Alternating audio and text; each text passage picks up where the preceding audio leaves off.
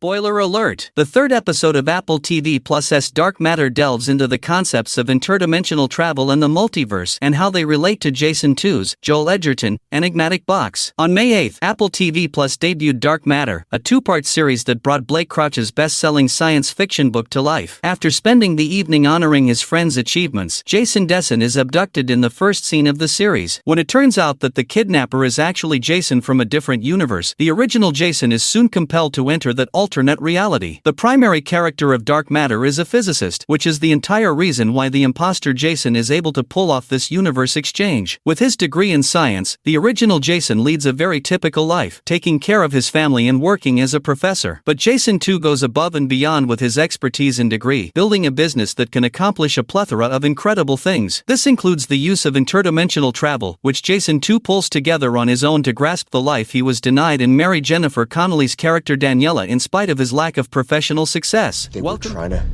put a human being in superposition.